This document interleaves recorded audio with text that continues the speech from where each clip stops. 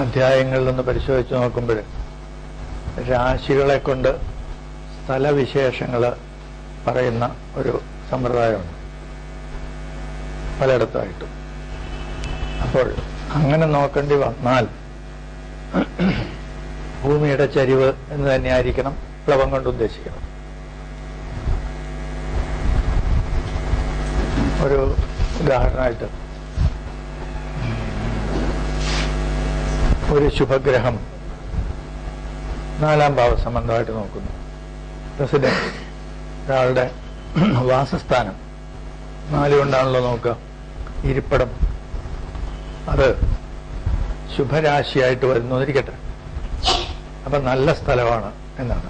പക്ഷെ അവിടെ ഒരു പാപഗ്രഹം നിന്നാൽ ആ പാപഗ്രഹം സൂചിപ്പിക്കുന്ന ദോഷം നല്ല ഭൂമിയിലുണ്ട്. ഇത്തരത്തില് ശുഭോ ശുഭർക്ഷേ രുചിരം കുഭൂതലേ, ഇപ്പം ഭൂതല സംബന്ധമായ എന്താണ് പരിശോധന ഇത് വെച്ച് നടത്താം എന്നാണ് അതുകൊണ്ട് മനസ്സിലാവുന്നത്. അങ്ങനെ ഒരു ഭൂപ്രദേശത്തിന്റെ സ്വഭാവം നിരൂപണം ചെയ്യേണ്ടി വരികയാണെങ്കിൽ ഉപയോഗിക്കാനായിരിക്കാം ഈ പ്ലവം. അങ്ങനെ വരുമ്പോഴും ഇതിന്റെ എന്താ പറയണത്, വർണ്ണത്തെപ്പറ്റി കുറെ എണ്ണം പറഞ്ഞു. വർണ്ണങ്ങൾ ഒരു ഗ്രഹത്തിനെ അതിന്റെ അധിപനെ കൊണ്ട് സൂചിപ്പിക്കുന്ന തരത്തിൽ ആയിരിക്കണം എന്നുള്ളൊരിതുണ്ട്. സ്വേശാശാഖ്യം എന്നാണ്. അതിന്റെ അധിപന് ഏത് ദിക്കാണോ ഇതുള്ളത് അത് വ്യക്തമായിട്ട് പറഞ്ഞിട്ടുണ്ട്. ഓരോ ഗ്രഹത്തിനും ഇന്ന ദിക്കെന്ന്. അങ്ങനെ ഭൂമിയുടെ പ്ലവം അല്ലെങ്കിൽ എന്തിൻ്റെയെങ്കിലും പ്ലവം ചരിവ് കണ്ടുപിടിക്കേണ്ടി വന്നാൽ ഉപയോഗിക്കാനായിരിക്കാം ഇത് പറഞ്ഞത്. അത് ഉപയോഗിച്ചിട്ടുമുണ്ട്. സ്വേശാശാഖ്യം ലാസ്റ്റ് ഒരു ഇത്തരം കാര്യങ്ങളുമായിട്ട് വലിയ ബന്ധം ഒന്നും കാണാത്തൊരു കാര്യമാണ് വേസി യോഗത്തെ പറ്റി അവിടെ സൂചിപ്പിച്ചിരിക്കുന്നത്. ദിനകരയുതാത് ഭാത്, സൂര്യൻ നിൽക്കുന്ന സൂര്യസമേതമായ രാശിയിൽ നിന്ന് ദ്വിതീയം ച വേസി, വേസിയോഗം ആണ്. ആ വേസിയോഗത്തെ പറ്റിയും പിന്നീടൊരു പരാമർശമുണ്ട്. ഒരുപക്ഷെ അതുകൊണ്ടായിരിക്കും അവിടെ ചേർത്തിരിക്കുന്നത്. പ്രത്യേകിച്ച് യോഗങ്ങളുടെ കൂടെ അങ്ങനെ ഒരെണ്ണം പറഞ്ഞിട്ട് ഇല്ലെന്നാണ് തോന്നുന്നത്. സൂര്യനെ അടിസ്ഥാനപ്പെടുത്തിയിട്ടുള്ള യോഗങ്ങൾ പറഞ്ഞിട്ടില്ല. എന്നാൽ അല്ലാതെ കുറെ സ്ട്രേ കാര്യങ്ങളെല്ലാം കൂടെ പറയുന്ന സ്ഥലത്ത്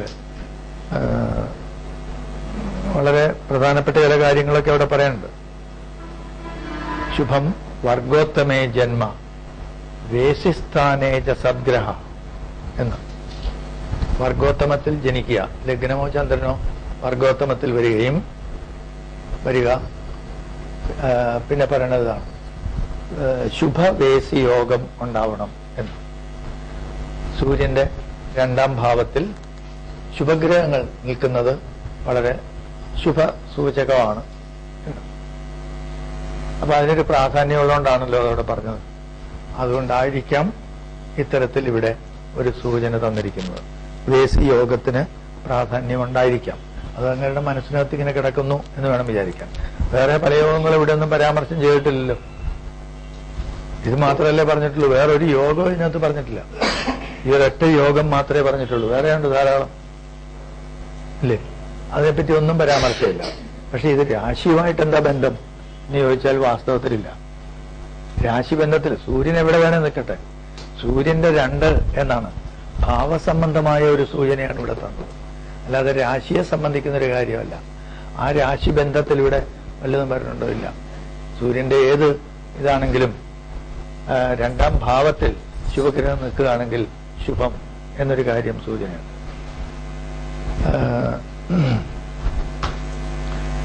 അധ്യായത്തിന്റെ അവസാനം അങ്ങനെയാണ് അവസാനിക്കുക.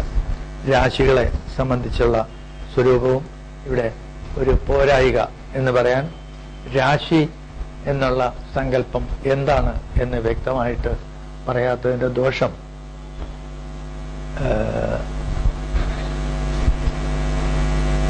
രാവിലെ പറയേണ്ടി വന്നൊരു കാര്യമാണ്.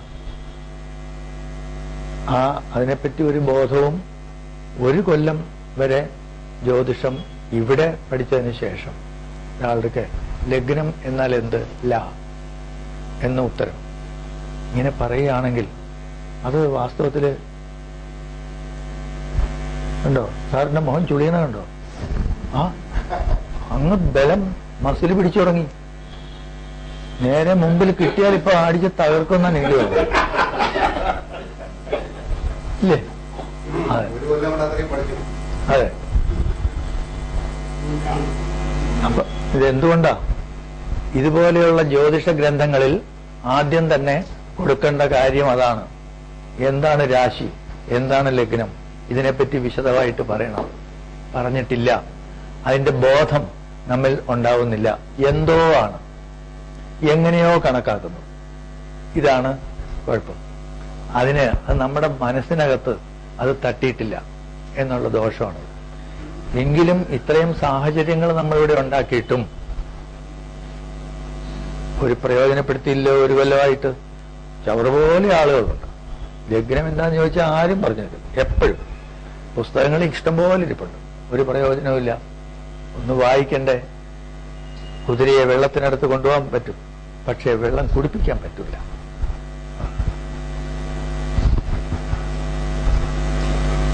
അതുപോലെ ഉള്ള ദുഃഖ വേസിയോഗമല്ല, പാപവേസിയോഗമാണ്. അടുത്ത അധ്യായം ഗ്രഹങ്ങളെ സംബന്ധിക്കുന്ന. ഒന്നുകൂടി പറഞ്ഞാല് ആ രണ്ടാമത്തെ അധ്യായത്തിനാണ് കൂടുതൽ പ്രാധാന്യം കൊടുക്കേണ്ടി വരുന്നത്. ജ്യോതിഷം മുഴുവൻ അറിയാവുന്ന നിങ്ങൾക്ക് തീർച്ചയായിട്ടും പറഞ്ഞതിന്റെ പൊരുള് വ്യക്തമായിട്ട് മനസ്സിലാക്കാൻ കഴിയും. ഗ്രഹങ്ങളുടെ കാരകത്വങ്ങളാണ് അടിസ്ഥാനപരമായിട്ട് നിൽക്കുന്നത്. ഇവിടെ ഏറ്റവും ചോട്ടിൽ കിടക്കുന്നത് മുഴുവൻ ഗ്രഹങ്ങളുടെ കാരകത്വങ്ങൾ മാത്രം. അത് മാത്രം അറിഞ്ഞാൽ മതി. ഭാവത്തിന്റെ സങ്കല്പം മാത്രമേ ഉള്ളൂ. രാശി എന്നുള്ളത് ഗ്രഹങ്ങൾ സഞ്ചരിക്കുന്ന പഥം, സാഹചര്യം, ഗ്രഹങ്ങളുടെ കാരകത്വമല്ല മാറുന്നത്. ചെറിയ മോഡിഫിക്കേഷൻ മാത്രമേ ഇവിടെ തരുന്നുള്ളൂ. അതുകൊണ്ട് ഏറ്റവും പ്രധാനം ജ്യോതിഷത്തിൽ എന്താണെന്ന് വെച്ചാൽ ഗ്രഹങ്ങളും അവയുടെ കാരകത്വങ്ങളും. അതുകൊണ്ടാണ് വളരെ വിശദമായിട്ട് അദ്ദേഹം ഈ ഗ്രഹങ്ങളുടെ കാരകത്വങ്ങളുടെ അടിസ്ഥാനത്തിലേക്ക് പോയിട്ടുള്ളത്. രാശിക്കല്ല പ്രാധാന്യം ഇല്ല എന്നല്ല, ഉണ്ട്. പക്ഷേ ഏറ്റവും പ്രധാനമായിട്ട് നിൽക്കുന്നത് ഗ്രഹങ്ങളാണ്. ആ ഗ്രഹങ്ങളാണ് സൂചിപ്പിക്കുന്നത്. ഇതാണ് ഈ നമ്മുടെ കയ്യിലുള്ള ജ്യോതിഷം എന്ന് പറയാം. ഭാരതീയ എന്നല്ല, ജ്യോതിഷത്തിന്റെ തന്നെ ഏറ്റവും പ്രധാനപ്പെട്ട ഏറ്റവും ചുവട്ടിൽ കിടക്കുന്നത് അത് മാത്രമാണ്. അതിൽ നിന്നാണ് മറ്റുള്ളതെല്ലാം വന്നിരിക്കുന്നത്. രാശിക്ക് ഒരു അധിപനെ സങ്കല്പിച്ചു, അധിപന്റെ ഗുണമാണ് രാശിയിൽ വരുന്നത്. അല്ലാതെ രാശിക്ക് സ്വമേധയാ ഗുണമില്ല. ഇത് ചിലര് ആ അർത്ഥം വരത്തക്കവണ്ണമുള്ള ചില ഇത് മനസ്സിലാക്കിയിട്ടാണോ മനസ്സിലാവാതെയാണോ പറഞ്ഞതെന്നറിയില്ല, പറയാറുണ്ട്. രാശിക്ക് അതിന് ചൈതന്യം ഉണ്ടാവണമെങ്കിൽ അവിടെ ഒരു ഗ്രഹം വേണം. അതൊരു ജഡവസ്തുവാണ്. അവിടെ ഗ്രഹമുണ്ടെങ്കിലേ, ഗ്രഹബന്ധം വന്നാൽ മാത്രമേ അതിന് ജീവൻ ഉണ്ടാവുള്ളൂ എന്നാണ്. അപ്പോൾ ജീവൻ കൊടുക്കുന്നത് ഇതാണ്. സ്വരം വ്യഞ്ജനം പോലെയാണ്. അതെ, വർഗാക്ഷരങ്ങൾ അതിന് സ്വയം അസ്തിത്വമില്ല. ഒരു സ്വരത്തോട് ചേർന്നാൽ മാത്രമേ അതിന് ശബ്ദം ഉണ്ടാവുള്ളൂ. ക ആ ചേരുന്നത് കൊണ്ടാണ്, അല്ലെങ്കിൽ ഇല്ല, ശബ്ദമില്ല. അവിടെ തടസ്സപ്പെട്ടു പോയിരിക്കുകയാണ്. അതുപോലെയാണ് രാശിയുടെ കാര്യം. ഗ്രഹം തോട് ബന്ധിച്ച് മാത്രമേ ആ രാശിക്ക് എക്സിസ്റ്റൻസ് ഉള്ളൂ. വാസ്തവത്തിൽ ഇതെല്ലാം സാങ്കല്പികങ്ങളാണ്. ഇങ്ങനെ ഒരു സാധനം അവിടെ ഉണ്ടോ? രാശി എന്നൊരെണ്ണം, രാശിചക്രം എന്നൊരെണ്ണം, കുറെ ദിശകൾ മാത്രമാണ് പറയുന്നത്. നമ്മൾ അൾട്ടിമേറ്റ് ആയിട്ട് നോക്കുന്നത് ഓരോ ഗ്രഹങ്ങളും ഇന്ന ഇന്ന ദിശയിൽ നിൽക്കുന്നു എന്ന് വെച്ചിട്ടാണ്. ആ ദിശകളെ മാത്രമാണ് ഈ പറയുന്നത്. ബാക്കിയുള്ള 12 36 എത്ര വേണമെങ്കിൽ നിങ്ങൾക്ക് ഡിവൈഡ് ചെയ്യാം, ഇഷ്ടം പോലെ. അതുപോലെ ദിക്കുകൾ, ദിക് സൂചന, ഇതിന്റെ ഡിസ്ട്രിബ്യൂഷൻ ആണ്. അതിൽ അവർ പരസ്പരം എന്ത് ചെയ്യുന്നു, ഓരോന്നിനെ എങ്ങനെ ബാധിക്കുന്നു എന്നുള്ള ഇത് മാത്രമാണ് ചെയ്യുന്നത്. ആ ബാധയെല്ലാം വരുന്നത് ഗ്രഹങ്ങളും അവയുടെ കാരകത്വങ്ങളും കൊണ്ടാണ്. അതിൽ തുടക്കത്തിൽ തന്നെ പറയുന്നത് ഏറ്റവും പ്രധാനപ്പെട്ട ഗ്രഹം ഏതാണെന്ന് അദ്ദേഹം ആദ്യമേ പറഞ്ഞു കഴിഞ്ഞു. മൂർത്തിത്വേ പരികൽപ്പിത ശശബ്ദോ ആത്മാ പുനർജന്മന എക്സെട്ര. അല്ലെ, സൂര്യനെ പറ്റിയാ പറഞ്ഞു അല്ലെ. തീർച്ചയായിട്ടും ഈ ജ്യോതിഷത്തിനല്ല, ഈ ലോകത്തിന്റെ തന്നെ, നമ്മളുടെ ലോകത്തിന്റെ തന്നെ അതില്ലെങ്കിൽ ഒന്നുമില്ല എന്നുള്ളതാണ്. അതില്ലെങ്കിൽ ഒന്നുമില്ല എന്നുള്ള ഇത് ഏതിനാ ഉള്ളത്? ആത്മാവിനാണ് പ്രാധാന്യം കൊടുക്കുന്നത്, അല്ലെ? നമ്മള് ആത്മാവെന്നാണ്.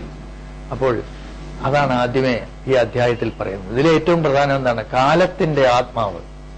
എന്ത് കാലത്തിന്റെ ആത്മാവ്? മറ്റും വേറെയും ചില കാരകത്വങ്ങളൊക്കെ സൂര്യന് പറഞ്ഞിട്ടുണ്ട്. രാജാവാണെന്നും പ്രകാശത്തിന്റെ ആളാണെന്നും അച്ഛനാണെന്നും ഒക്കെ ധാരാളം പറഞ്ഞിട്ടുണ്ട്. അതൊന്നും പറയാതെ പിതൃകാരകൻ എന്ന് പറഞ്ഞില്ലല്ലോ, കാലത്തിന്റെ ആത്മാവ് എന്നല്ലേ പറഞ്ഞത്? അതും അവിടെയും അർത്ഥവത്താണ്. സൂര്യനെ സ്തുതിച്ചത് എത്രത്തോളം അർത്ഥവത്താണോ അതുപോലെ തന്നെയാണ് കാരകത്വങ്ങളിൽ സൂര്യനെ എടുക്കുന്നത്.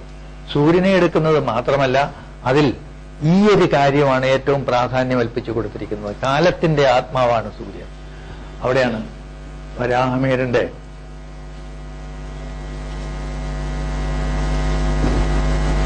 സൂര്യനെ കുറിച്ചുള്ള വർണ്ണന അവിടെ സമാപിക്കുന്നു. മതി, ഇനി ഒന്നും പറയണ്ട. കാലത്തിനെ പറ്റിയുള്ള അറിവാണ് ജ്യോതിഷം, സമയത്തെ പറ്റിയുള്ള വിവേകമാണ് ജ്യോതിഷം, അല്ലാതെ മറ്റുള്ള കാര്യങ്ങളേ അല്ല. കാലത്തെപ്പറ്റി അറിയണമെങ്കിൽ കാലം എന്ത് എന്നറിയണം. ആ ബോധം ഉണ്ടാകണമെങ്കിൽ സൂര്യന്റെ ചലനം കൊണ്ട് മാത്രമാണ് നമുക്ക് കാലത്തെപ്പറ്റി ബോധം ഉണ്ടാകും. അതില്ലായിരുന്നു എങ്കിൽ അതിനെ അടിസ്ഥാനപ്പെടുത്തിയിട്ടല്ലേ നമ്മളുടെ സമയബോധം തന്നെ വരുന്നത്. ഉദയാസ്തമയങ്ങൾ, ഇങ്ങനെ ആവർത്തിച്ചു വരുന്ന സമയ വ്യത്യാസങ്ങൾ, അത് സൃഷ്ടിക്കുന്ന മാറ്റങ്ങൾ എല്ലാം അതിനെ അടിസ്ഥാനപ്പെടുത്തിയിട്ട് മാത്രമാണ്. നമ്മളുടെ അനുഭവങ്ങളിലുണ്ടാകുന്ന വ്യത്യാസവും ഋതുഭേദങ്ങൾ വരുന്നത് പോലെ തന്നെ ഇങ്ങനെ വരിക. ഈ അർത്ഥം വരത്തക്കവണ്ണം പല തരത്തിലുള്ള പഴഞ്ചൊല്ലുകളും നമുക്ക് കേൾക്കാം. History repeats. എന്തിനാ ഹിസ്റ്ററി മാത്രമാക്കുന്നത്? ഈ പ്രപഞ്ചത്തിലുള്ള സകലതും ചാക്രികമായിട്ടാണ് പോകുന്നത്. കാലചക്രത്തിന്റെ കൺസെപ്റ്റ് തന്നെയാണ് ആ പറയുന്നത്. കാലം ആവർത്തിച്ചു വരുന്ന ഒരു ഇതാണ്. ആ ആവർത്തനം കൊണ്ടാണ് നമുക്ക് മനസ്സിലാകുന്നത്. വേറൊന്നും വേണ്ട. ഇത്ര വർഷം നമ്മൾ ജീവിച്ചു. വർഷം ഒരു കൺസെപ്റ്റ് എവിടെയുണ്ട്, അല്ലേ? ഒരു പക്ഷേ അന്ന് പറഞ്ഞിരിക്കും, ഒരു കാലത്ത് പറഞ്ഞിരുന്നത് അങ്ങനെ ആയിരിക്കില്ല, വേറെ തരത്തിലായിരിക്കും. ഒരു ഉദാഹരണമായിട്ട് നമ്മുടെ ഒരു കൊന്നമരം ഉണ്ടല്ലോ, അത് വർഷത്തിലൊരിക്കലല്ലേ പൂക്കുള്ളൂ. അത് പൂക്കുമ്പോൾ അങ്ങനെ എത്ര പ്രാവശ്യം പൂത്തു എന്ന് നോക്കിയിട്ടായിരിക്കും നമുക്ക് എത്ര പ്രായമായി എന്ന്. 15 കൊന്ന എന്നാണ് പറയുന്നത്. അതുപോലെയാണ് ഇവിടെയും പറയണത്. എത്ര ഉദയം കഴിഞ്ഞു എന്നല്ലേ നമ്മൾ പറയണത്. നമ്മൾ വയസ്സ് ചോദിക്കുമ്പോഴും അത് തന്നെയല്ലേ പറയണത്. ഈ സൂര്യന്റെ ആവർത്തിച്ചുള്ള ഉദയാസ്തമയങ്ങൾ, ഉദയങ്ങൾ ഉദയാദുദയാന്തം, അങ്ങനെ ഒരു ദിനസങ്കല്പം നമുക്കിവിടെ ഉണ്ടായി. ആ ദിനത്തിന് 2 ഭാഗങ്ങളുണ്ടെന്നും അതിന് അഹസും രാത്രിയും തമ്മിൽ അങ്ങനെ ഒരു അഹോരാത്ര ബന്ധം അവിടെ വരികയും ചെയ്തിട്ട് അതാണല്ലോ നമ്മളുടെ അടിസ്ഥാന ഘടകം. സമയം അളക്കാനുള്ള സമയമാപിനി എന്ന് പറയുന്നത്. ഒരു സാധനത്തെ അളക്കുമ്പോഴാണ് അതിനെപ്പറ്റിയുള്ള ബോധം നമുക്കുണ്ടാവുക. വാസ്തവത്തിൽ ഉണ്ടായോ എന്ന് ചോദിച്ചാൽ ഇല്ല. ശരിക്കും ആലോചിക്കണം, സമയം എന്ന് വെച്ചാൽ എന്താ വാസ്തവത്തിൽ ആവോ? ബുദ്ധിമുട്ടാണ്. സമയം എന്ത് എന്ന് ചോദിച്ചാൽ വളരെ എളുപ്പമല്ല. സ എന്ന് പറയേണ്ടി വരും.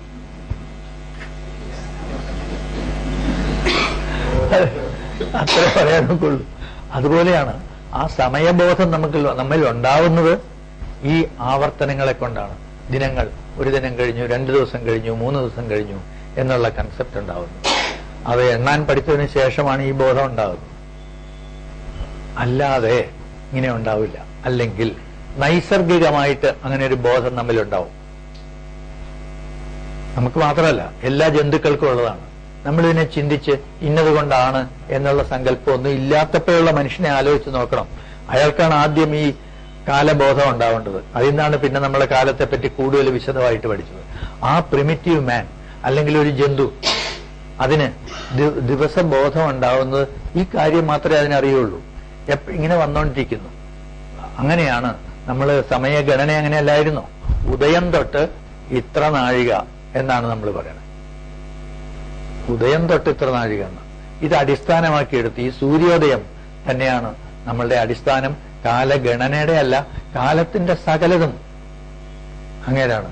അങ്ങേരില്ലെങ്കിൽ കാലബോധമില്ല നമുക്ക്. അതുകൊണ്ടാണോ കാലൻ എന്ന് പറയുന്നയാളുടെ അച്ഛൻ സൂര്യനാണെന്ന് പറയാൻ? കാലഹ എന്നാണ് സംസ്കൃതത്തില്. കാലനെ പിന്നെ അങ്ങർക്ക് ബാക്കിയുള്ളതൊക്കെ പര്യായങ്ങളൊക്കെ നമ്മൾ കൊടുത്തതാ. ഈ കാലം ഇങ്ങനെ കടന്നു ചെല്ലുമ്പോൾ അവസാനം കാലത്തിൽ തന്നെ നമ്മൾ മറയും. അതുകൊണ്ടല്ലേ കാലൻ എന്നൊരു സങ്കല്പം തന്നെ സൃഷ്ടിച്ചത് പിന്നീടുള്ള കവികൾ, അല്ലേ? സൂര്യപുത്രൻ എന്നാണ് പറയുന്നത്. അതേപോലെ തന്നെയാണ് ആ പുരാണത്തിലെ മറ്റൊരു സങ്കല്പവും. അങ്ങയുടെ സഹോദരനാണ് നമ്മുടെ ശ്രീമാൻ ശനീശ്വരൻ. അതെ, കാലന്റെ സഹോദരൻ. അത് തന്നെ, സൂര്യപുത്രന്മാരാ രണ്ടുപേരും. ശനിയുടെ പ്രാധാന്യം ഒന്ന് മനസ്സിലാക്കണം അവിടെ. പിന്നീട് എഴുതിയൊന്നും കണക്കാക്കണ്ട. ഈ സൂര്യന്റെ പുത്രൻ എന്ന് പറയാൻ കാരണം ഇതല്ലേ? ശനി ഒരു ജീവിതത്തിന്റെ അന്ത്യത്തെ സൂചിപ്പിക്കുന്ന ഗ്രഹമാണ്. ഈ പരമേശ്വരൻ, ശിവൻ സങ്കല്പത്തിന് എങ്ങനെയാണ് ഇത് വന്നത്? ഒരുപക്ഷെ ഇങ്ങനെ ആയിരിക്കാം എന്ന് വേണം വിചാരിക്കാൻ. ഈ യഥാർത്ഥ വൈദിക വിജ്ഞാനത്തില് ശിവനില്ല.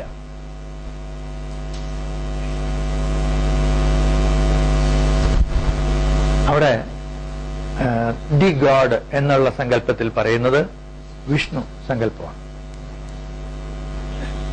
സർവേശ്വരനായിട്ട്, അതായത് ദി ഗോഡ് ആയിട്ട് സങ്കല്പിച്ചിരിക്കുന്നത്. അതിന് പകരം രുദ്രൻ എന്നൊരു സംഗതിയുണ്ട്.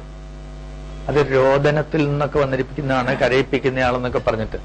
അത് ദ്രവീഡിയൻ സങ്കല്പമാണ് പരമേശ്വരൻ എന്നുള്ള സങ്കല്പം. ഈ രണ്ട് സംസ്കാരങ്ങൾ ഇങ്ങനെ യോജിച്ചു വന്നു കഴിഞ്ഞ കൂട്ടത്തിൽ ആ രുദ്രനെ ശിവനായിട്ട് എടുക്കുകയായിരുന്നു. ചരിത്രപരമായിട്ട് അങ്ങനെ ഊഹിക്കാൻ പറ്റുള്ളൂ. എല്ലാം കൂടി മെർജ് ചെയ്തു വന്നു. അതുകൊണ്ടല്ലേ പരമേശ്വരൻ എന്ന് പറയുന്നേ. നേരെ മറിച്ച് നോർത്ത് ഇന്ത്യയിൽ നിന്ന് പോയി നോക്കണം, ഹേ റാം മാത്രമേ ഉള്ളൂ അവിടെ. രാമൻ നമുക്ക് അയോധ്യയിലെ രാജാവാ. നമ്മൾ കർക്കിടക മാസം മുഴുവൻ രാമായണം വായിക്കുമെങ്കിലും രാമൻ തന്നെ. പക്ഷെ ശിവൻ അങ്ങനെയല്ല. ദി ഗോഡ് ആയിട്ടാണ് ദ്രാവിഡ ബന്ധം കൂടുതലുള്ള തെക്കേ ഇന്ത്യയിൽ നമുക്കൊക്കെ അങ്ങനെ തോന്നുള്ളൂ. വൈദികന്മാരിൽ തന്നെ വ്യത്യാസമുണ്ട്. യഥാർത്ഥമായിട്ടുള്ള ബ്രാഹ്മണരുണ്ടല്ലോ, വൈഷ്ണവൈറ്റ്സ് ആയിരുന്നു എല്ലാവരും. അതിലൊരു എക്സെപ്ഷനേ കാണുള്ളൂ. ഒരു എക്സെപ്ഷനേ ഉള്ളൂ, തമിഴ് ബ്രാഹ്മണര്. ഒരു സങ്കല്പം ചെയ്യുമ്പോൾ എന്താ ചെയ്യണം? ആദ്യം സമസ്ത ദുരിതക്ഷേത്രാർത്ഥം ശ്രീ പരമേശ്വര പ്രീത്യർത്ഥം ആണ് ചെയ്യുക. പക്ഷെ പിന്നെയൊക്കെ വിഷ്ണു തന്നെയാണ് കേട്ടോ. ആചമനം ചെയ്യെങ്കിലും വിഷ്ണുവാണ്, ബാക്കിയെല്ലാം ഒന്ന് തന്നെ. പക്ഷെ പരമേശ്വര പ്രീതിക്ക് ചെയ്യണത്. ഇവര് പറഞ്ഞു അങ്ങനെയല്ല, ലക്ഷ്മി നാരായണ പ്രീത്യർത്ഥം എന്ന് പറയും വൈഷ്ണവര്. അതുകൊണ്ട് ഇവർക്കൊരു പതിത്വമുണ്ട്. നല്ല അയ്യങ്കാര് ഒരു അയ്യരുടെ വീട്ടിൽ പോയാൽ പച്ചവെള്ളം കുടിക്കൂല. അങ്ങനെയാണ്. ശിവനെ ശവഭസ്മ വിലേപനല്ലേ, ഭസ്മം ധരിക്കരുത്, മറ്റവനെ പാടുള്ളൂ. ഹരേ കൃഷ്ണ. അതെ, ആ വ്യത്യാസം ഇപ്പോഴും നിലനിർത്തുന്നുണ്ട്. അതാണ് അവിടുന്ന് വെള്ളം പോലും കഴിക്കില്ല എന്നാണ്. അങ്ങനെയാണല്ലോ വിഷ്ണുവിന്റെ. അതാണ് അവര് അത് നമ്മളുണ്ടാക്കിയതാ. അതൊക്കെ നമ്മളുണ്ടാക്കിയതാണ്. ഇതിനെ ബന്ധിപ്പിക്കാൻ വേണ്ടിയിട്ട് ഒരെണ്ണം ഉണ്ടാക്കി, അതിനെല്ലാം അതിനപ്പുറം ചെയ്തു. നമ്മൾ പുതിയൊരു ഇതിനെ രൂപപ്പെടുത്തി. ഈ വിഷ്ണു സങ്കല്പവും ശിവസങ്കല്പവും കൂടെ ഉള്ള സമ്മേളനം കൊണ്ട് ശാസ്താവ് അല്ലാതെ വേറെ ആര്? ഇങ്ങനെയുള്ള ഇതും അതെ, ഇതെല്ലാം ഇങ്ങനെ ഡെവലപ്പ് ചെയ്ത് വന്ന കൂട്ടത്തിൽ വന്ന സംഗതികളാണ്. പറഞ്ഞു വന്നത് ഈ കാലത്തിന്റെ പ്രാധാന്യം, ആ കാലത്തിന്റെ ഇത് അച്ഛൻ എന്നാണ്. കാലന്റെ മാത്രമല്ല, കാലത്തിന്റെ അച്ഛൻ സൂര്യൻ തന്നെയാണ്. അതാണ് ആദ്യമേ പറഞ്ഞത്.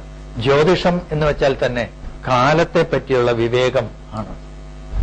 കാലത്തിന്റെ മാറ്റത്തിൽ എന്തെല്ലാം മാറ്റങ്ങൾ ഉണ്ടാവുന്നു എന്നുള്ള അതിനെപ്പറ്റിയുള്ള അറിവിനെയാണ് ജ്യോതിഷം എന്ന് പറയുന്നത്. കാലവിവേകം, സമയവിവേകം എന്ന് വേണമെങ്കിൽ പറയാം അതിനെക്കുറിച്ച്. ഈ ഓരോ സമയവും എന്തിനു കൊള്ളാം എന്തിനു കൊള്ളൂല, ഇതല്ലേ നമ്മളുടെ ഉദ്ദേശം. അതിനല്ലേ നമ്മളിത് ഉപയോഗിക്കുന്നത്. കാലം എങ്ങനെയായിരിക്കും, ഒരു വിത്ത് വിതയ്ക്കാൻ പറ്റുമോ എന്നുള്ളത്. ഇതൊന്നും അറിയാത്ത, ഈ പ്രവചനമൊന്നും അറിയാത്ത ആളും അത് തന്നെയാണ് നോക്കിക്കൊണ്ടിരുന്നത്. അവിടെയെല്ലാം ഈ സൂര്യന്റെ ചലനങ്ങളൊക്കെ അടിസ്ഥാനപ്പെടുത്തി ഇന്ന സമയത്ത് വിത്ത് വിതച്ചാൽ അത് കിളുത്തു വരും, വെളുത്ത പക്ഷത്തിൽ വിത്തിട്ടാൽ ഉടനെ മുളച്ചു വരും, കറുത്ത പക്ഷത്തിലാണെങ്കിൽ കീഴോട്ടായിരിക്കും മുളയ്ക്കുക എന്നൊക്കെ പറയും. വെളുത്ത പക്ഷത്തിലെ പാടുള്ളൂ എന്നൊക്കെ പണ്ട് മുതലേ വെച്ചിരിക്കുന്ന കാര്യങ്ങളായിരിക്കും. അനുഭവം കൊണ്ടോ അല്ലെങ്കിൽ ആ സമയത്തിന്റെ വിശേഷം കൊണ്ടോ ഇന്ന സീസണില് ഋതുഭേദങ്ങൾ ഉണ്ടാവുന്നതിന്റെ കാരണം ഇതുപോലെയുള്ള സൂര്യന്റെ ചലനങ്ങൾ അല്ലേ യഥാർത്ഥത്തിൽ. അപ്പോൾ കാലത്തിന്റെ സകല മാറ്റങ്ങൾക്കും റെസ്പോൺസിബിൾ ആയിട്ട് ഇവിടെ അടിസ്ഥാനം ആയിട്ട് ആത്മാവ്, അതില്ലെങ്കിൽ ഇതില്ല എന്നുള്ള മട്ടിലാണ്. കാലത്തിന്റെ ആത്മാവാണ് സൂര്യൻ. ഇവിടെ സൂര്യനെ മാത്രം പ്രകീർത്തിച്ചു, സൂര്യചന്ദ്രന്മാരെയാണ് അവിടെ എടുത്തത്. തുടക്കത്തില് പ്രാരംഭ ശ്ലോകത്തിൽ അത് തന്നെയല്ലേ അങ്ങനെ ചെയ്തത്. ചന്ദ്രന്റെ ഒരു പരാമർശം മാത്രമേ ഉള്ളൂ. ആ ചന്ദ്രന്, സൂര്യചന്ദ്രന്മാരാണ് ഏറ്റവും പ്രധാനപ്പെട്ട. അതിന് പ്രകാശം കൊടുക്കുന്ന ഇങ്ങേരാ, പിന്നെ ബാക്കിയുള്ളതിന്റെ പറയാനുണ്ടോ? ആ സൂര്യചന്ദ്രന്മാർ മാത്രമാണ് ഗ്രഹങ്ങളല്ലാത്ത രണ്ട് ഗ്രഹങ്ങളുള്ളത്. പ്ലാനറ്റ്സ് അല്ലാത്ത രണ്ട് ഗ്രഹങ്ങൾ എന്ന് പറയാം. ഒന്ന് നക്ഷത്രമാണ്, ഒന്ന് ഒരു ഉപഗ്രഹം മാത്രമാണ്. അതായത് ഈ ഇതിനകത്ത് പോയാൽ അൾട്ടിമേറ്റ് ആയിട്ടുള്ള ഏറ്റവും അങ്ങേയറ്റം നിൽക്കുന്നയാള്, ഇങ്ങേയറ്റം നിൽക്കുന്നയാള് നമ്മുടെ ഒരു ഉപഗ്രഹം മാത്രം. അങ്ങനെയുള്ള രണ്ടുപേരുടെ കാര്യം മാത്രമാണ് അവിടെ പരാമർശിച്ചിട്ടുള്ളത്. ആ സൂര്യചന്ദ്രന്മാരുടെ ഇമ്പോർട്ടൻസ് ആണ് ഇവിടെ എല്ലാം വരുന്നത്. അതിൽ സൂര്യന് ആത്മകാരകത്വവും ചന്ദ്രന് മനകാരകത്വവും, ഈ രണ്ടെണ്ണമാണ് ഇന്ദ്രിയങ്ങൾക്ക് അതീതമായിട്ടുള്ള രണ്ട് കാര്യങ്ങൾ. ആത്മാവെന്നും മനസ്സെന്നും പറയുന്നത് അത് സൂര്യനും ചന്ദ്രനുമാണ് കൊടുത്തിരിക്കുന്നത്. ആ സൂര്യനാണ് അതിലും അൾട്ടിമേറ്റ് ആയിട്ട് നിൽക്കുന്നത്. ആത്മാവിനെ അല്ലേ അങ്ങേ അറ്റം പ്രകീർത്തിക്കുന്നവരെല്ലാം, എല്ലാവരും വിജ്ഞാനം ഉള്ളവരെല്ലാം, അല്ലെങ്കിൽ വിദ്വജ്ജനങ്ങളെന്നോ ഋഷീശ്വരന്മാരെന്നോ എന്തു പറഞ്ഞാലും ജ്ഞാനികളെല്ലാം ആവർത്തിച്ച് പറയുന്നത് ആത്മാവിന്റെ പ്രാധാന്യമാണ്. ഞാൻ എന്ന് വെച്ചാൽ ഈ ശരീരമല്ല, ഇതല്ലേ പറയണത്. അതിനകത്തല്ല, അതിനെ സംബന്ധിച്ച്, അതിനോട് അനുബന്ധിച്ച് നിൽക്കുന്ന, നമുക്ക് എന്തെന്ന് മനസ്സിലാക്കാൻ പോലും പറ്റാത്ത എന്തോ അജ്ഞാത ശക്തി ഒരെണ്ണമുണ്ടെന്നും അതിനെയാണ് ആത്മാവെന്ന് പറയുന്നത്. നൈനം ചിന്തന്തി ശസ്ത്രാണി, അവനെ ശസ്ത്രം കൊണ്ട് മുറിക്കാൻ പറ്റൂല. നൈനം ദഹതി പാവകഹ, അഗ്നിക്ക് അതിനെ ദഹിപ്പിക്കാൻ ഒക്കില്ല എന്നാണ്. പഞ്ചഭൂതങ്ങൾക്ക് അതീതമാണ്. അതുകൊണ്ടാണ് നമുക്കതിനെ മനസ്സിലാക്കാനേ പറ്റില്ല. ഈ ബന്ധത്തിലാണ്, ഈ 5 ഇന്ദ്രിയങ്ങൾ വഴിയാണ് നമ്മൾ മനസ്സിലാക്കുന്നത്. ഇന്ദ്രിയാതീതമായ ഇതുകൊണ്ട് മാത്രമേ അതിനെ മനസ്സിലാക്കാനൊക്കുള്ളൂ ആത്മാവ്. ആ ആത്മാവ് എന്ന് വെച്ചാൽ കാലത്തിന്റെ സകലതും, കാലത്തെ അറിയണമെങ്കിൽ ആത്മാവ്, കാലത്തിന്റെ ആത്മാവ് സൂര്യനെ അറിഞ്ഞാൽ മാത്രമേ പറ്റുള്ളൂ. സൂര്യനാണ് കാലത്തെ ഡിഫൈൻ ചെയ്യുന്നത്, കാലത്തിന്റെ ബോധം നമുക്കുണ്ടാക്കുന്നത്, കാലത്തിന്റെ എല്ലാം എന്ന് പറയില്ലേ, അത് അതിന്റെ എസൻസ് അതാണ്. ആ കാലവിവേകമാണ് ജ്യോതിഷം. അതാണ് ഗ്രഹങ്ങളെപ്പറ്റി തുടങ്ങിയപ്പോഴേ ജ്യോതിഷത്തിന്റെ അടിസ്ഥാനം പറഞ്ഞു തുടങ്ങി. അപ്പോൾ ഈ സൂര്യന്റെ ഇമ്പോർട്ടൻസ് എത്ര പ്രകീർത്തിച്ചാലും മതിയാവില്ല. ജാതക ചിന്തയില് തീർച്ചയായിട്ടും ഏറ്റവും പ്രധാനമായിട്ട് നിൽക്കുന്ന ഒരെണ്ണമാണ് സൂര്യന്റെ നിൽപ്പ്. അൾട്ടിമേറ്റ് ആയിട്ടതാണല്ലോ. ആ സൂര്യനെ വേണ്ട വിധം അനലൈസ് ചെയ്യണ്ട. അതല്ലേ വേസി യോഗത്തെ പറ്റി പറയാൻ കാരണം. മറ്റ് ഗ്രഹങ്ങളെ ഒന്നും പറഞ്ഞിട്ടില്ല. ആ രാശിയുടെ കൂടെ ദിനകരയുതാദ്ഭാത് ദ്വിതീയം ച വേസി, അതിന്റെ പ്രാധാന്യം, ആ സൂചന, കാലത്തിന്റെ സൂചനയാണ് സൂര്യൻ നൽകുന്നത്. അപ്പൊ സൂര്യൻ പറയുമ്പോൾ കാലത്തിന്റെ വിശേഷങ്ങള്, മാറ്റങ്ങള് എല്ലാം അതിനകത്ത് വരുന്നു. ഒരു നാട്ടിലെ, തെക്കേ ഇന്ത്യയിലാണ്, ഇങ്ങനെ പറഞ്ഞു കേട്ടിട്ടേ ഉള്ളൂ, ചില ഇങ്ങനെ പാരമ്പര്യമായിട്ട് ജ്യോതിഷം കൈകാര്യം ചെയ്യുന്ന ആളുകൾ, പ്രവചനം നടത്തുന്നവര്, ഒരു കുടുംബക്കാരുണ്ട് അത്രേ. അവർ തമ്മിൽ ചില അഡ്ജസ്റ്റ്മെന്റ്സ് ഒക്കെ ഉണ്ട്. പല നമ്മുടെ ഇവിടെ തന്നെ പല ക്ഷേത്രങ്ങളിലും, ചില വഴിപാട് നടത്തുന്ന ക്ഷേത്രങ്ങളിലൊക്കെ അവിടെ കുടുംബത്തിനത് അന്തഛിദ്രം വരും, അവസാനം ഭാഗം വയ്ക്കും. ഒക്കെ ചെയ്യില്ല. അതുപോലെ ഇവര് ഭാഗം വെച്ചിരിക്കുന്നത്, ഒരു കുടുംബത്തിലെ ഒരു വിഭാഗക്കാര് ചന്ദ്രനെ മാത്രം അടിസ്ഥാനപ്പെടുത്തിയിട്ടേ ഫലം പറയുള്ളൂ, ഒരാള് സൂര്യനെ മാത്രം അടിസ്ഥാനപ്പെടുത്തിയിട്ടാണ് പറയുന്നത്. ഇങ്ങനെ ഒരു തെറ്റുകാരുണ്ട്. അങ്ങനെ അവിടെ പോയി നടന്ന് അനുഭവത്തിൽ കണ്ട ഒരു കാര്യം അദ്ദേഹം പറഞ്ഞതാണ്, നുണ പറയുന്നയാളല്ല. അങ്ങനെ ചില ആളുകളുണ്ട്. അതിൽ ഇതിന് അടിസ്ഥാനപരമായിരിക്കുന്ന സൂര്യനും, എല്ലാത്തിനും അടിസ്ഥാനമായിട്ടുള്ള സൂര്യനും നമ്മുടെ ഏറ്റവും അടുത്ത് കാണുന്ന ചന്ദ്രനും അല്ലേ ഇതിലേറ്റവും പ്രാധാന്യം അർഹിക്കുന്നത്? അത് രണ്ടുമല്ലേ ഇന്ദ്രിയാതീത കാര്യങ്ങളെ കൂടി സൂചിപ്പിക്കുന്നത്? മറ്റുള്ളത് അതിന് രണ്ടാം സ്ഥാനമേ വരുന്നുള്ളൂ. ആത്മാവ് കഴിഞ്ഞാൽ അടുത്തത് മനസ്സിനാണ് സ്ഥാനം പോകുക, അതും ഇന്ദ്രിയാതീതമാണ്. മറ്റുള്ള ഇത് ഭൗതികം, അത് രണ്ടാം തരത്തിലല്ലേ പറയണേ ഈ വിജ്ഞാനികളെല്ലാം. ഭൗതികമായ കാര്യങ്ങൾക്ക് ഈ ശരീരമല്ല നീ എന്നാണ് പറയുന്നത്. ഇനി എന്താണ്? നമ്മളെപ്പോഴും ദേഹാഭിമാനം ഉള്ളവരാണ്. അത് പോണം എന്നാണ്. യഥാർത്ഥ ജ്ഞാനം ഉണ്ടാവണമെങ്കിൽ ഈ ശരീരബോധം നമ്മിൽ നിന്ന് പോണം. ഇതല്ല ഞാൻ, നീ എന്താണ് ഞാൻ? ഇതല്ലേ അടിസ്ഥാനപരമായ ചോദ്യം. ഞാൻ ആര്? ഇത് ആർക്കും അറിയില്ല. അങ്ങനെ ഇന്ദ്രിയാതീത കാര്യങ്ങളെ കൂടെ സ്പർശിച്ചുകൊണ്ടാണ് അധ്യായം തുടങ്ങുന്നത്. കാലാത്മാ ദിനകൃത്, ഏറ്റവും പ്രധാനപ്പെട്ട കാരകത്വങ്ങളിൽ ഒന്നാണ് സൂര്യന്റെ ഇക്കാര്യം. ബാക്കി പിന്നീട് പറയൂ ഓരോന്ന്, കീഴോട്ട് വന്നിട്ടുള്ള കാര്യങ്ങൾ. പക്ഷെ അടിസ്ഥാനപരമായിട്ട് കാലത്തിന്റെ ആത്മാവ്, ആ കാലമാണ് ജ്യോതിഷത്തിന്റെ തന്നെ അടിസ്ഥാനം. അടുത്തത് മനസ്സാണ്. മനഃ തുഹിനഗു. തുഹിനഗു എന്ന് വെച്ചാൽ ചന്ദ്രനാണ്. ഏത് ആണ്? തീർച്ചയായിട്ടും ജ്യോതിഷത്തിന്റെ ആത്മാവ് കാലം, കാലത്തിന്റെ ആത്മാവ് സൂര്യൻ. അതന്നെ. അപ്പോ ഏറ്റവും പ്രാധാന്യം കൊടുക്കേണ്ടത് തീർച്ചയായിട്ടും ആ സൂര്യന് തന്നെ ആയിരിക്കണം. എല്ലാത്തിനെയും നിയന്ത്രിക്കുന്ന അവിടെയല്ലേ പോയി നോക്കേണ്ടത്. അല്ലാതെ ഈ പെരിഫറൽ, എന്താ പറയണത്, ഒരു ഫ്രേസ് ഉണ്ടല്ലോ തമിഴ്നാട്, നുണിപ്പുല്ല് മേയുക, ചുറ്റുപാടും ഇങ്ങനെ നോക്കുക. കാര്യത്തിനോടടുക്കണ്ടേ, അണ്ടിയോടടുക്കുമ്പോഴേ പുളി അറിയുള്ളൂ. അതുപോലെ കാലാത്മാ ദിനകൃത് മനസ്തുഹിനകു. ഇതാണ് ഈ മനസ്സ് എന്ന് പറയുന്നത്. വാസ്തവത്തിൽ എന്താന്ന് നമുക്കിപ്പോഴും അറിയില്ല. ആത്മാവിനെ പോലെ തന്നെയാണ് മനസ്സും. അങ്ങനെ ഒരെണ്ണമുണ്ടോ? ഒരു അവയവമല്ല എന്ന് വെച്ചാൽ ഭൗതികമായ ഒന്നല്ല മനസ്സെന്ന് പറഞ്ഞാൽ. ഹൃദയം എന്ന് പറയുന്നത് നമുക്ക് ഇത് പറയും, മനസ്സ് തുറന്ന് കാണിക്കുന്നത് നമ്മൾ ഇവിടെ ഇങ്ങനെ കാണിക്കും, ഹനുമാന്റെ കൂട്ട്. പക്ഷേ അതല്ല, മനസ്സെന്നൊരു സാധനം ഇവിടെയല്ല. ഇനി എവിടെയാണ്? അങ്ങനെ ഒരു സാധനമില്ല. ആത്മാവ് എവിടെയാണ്? ഇല്ല, അങ്ങനെ ഒരു സാധനമില്ല. ഇന്ദ്രിയങ്ങൾക്ക് ഗോചരമായിട്ടുള്ള, അനുഭവത്തിൽപ്പെടാവുന്ന തരത്തിലുള്ള രണ്ട് കാര്യങ്ങളല്ല ഇത് രണ്ടും, ഈ ആത്മാവും മനസ്സും. അത് ആ രണ്ട് കാരകന്മാരെയാണ് ആദ്യം എടുത്ത് കാണിച്ചിരിക്കുന്നത്. സൂര്യനും ചന്ദ്രനും ആയതുകൊണ്ടല്ല, അതുകൊണ്ട് മാത്രമല്ല, ഈ ആത്മാവ് മനസ്സ് എന്നുള്ളതിന്റെ പ്രാധാന്യം ആണ്. ഈ മനസ്സ് ബോധത്തിന്റെ, ഇതിനെയാണ് നമ്മൾ മനസ്സെന്ന് പറയുന്നത്. അപ്പൊ കാലത്തെ പറ്റിയുള്ള ബോധം ഉണ്ടാവണം, അല്ലെ? കാലത്തിന്റെ ആത്മാവ് സൂര്യനാന്ന് പറഞ്ഞു. അതിനെപ്പറ്റി ഒരു ബോധം ഉണ്ടാവണമെങ്കിലോ എന്തിന്? ഈ സൂര്യനെ പറ്റി തന്നെ ഒരു ബോധം ഉണ്ടാവണ്ടേ? ആ ബോധം, അതാണ് ചന്ദ്രൻ.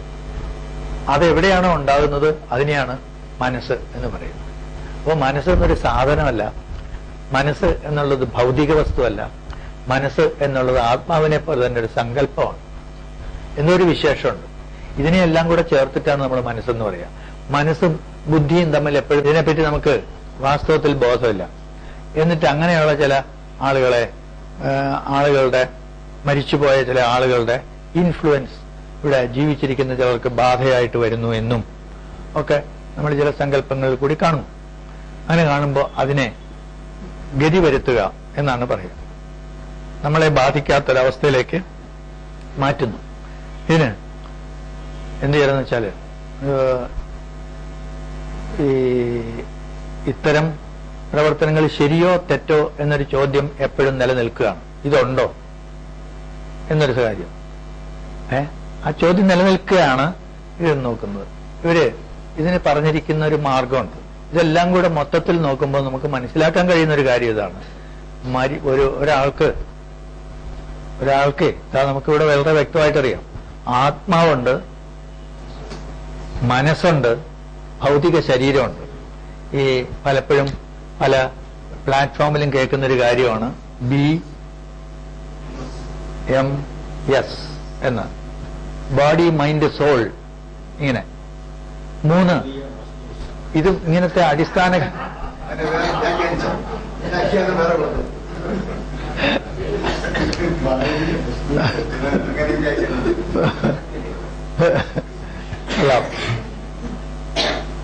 ഇങ്ങനെ പറഞ്ഞാലോ, ഭാര്യയും മക്കളോടും കൂടി സുഖമായിരിക്കുകയാണ്.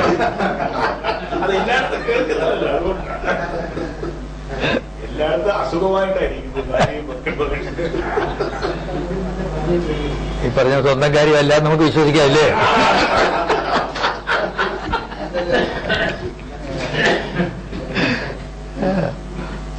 അപ്പോൾ ഇങ്ങനെ 3 ഘടകങ്ങളുണ്ട് നമ്മൾ പലപ്പോഴും പറയുന്നുണ്ട്.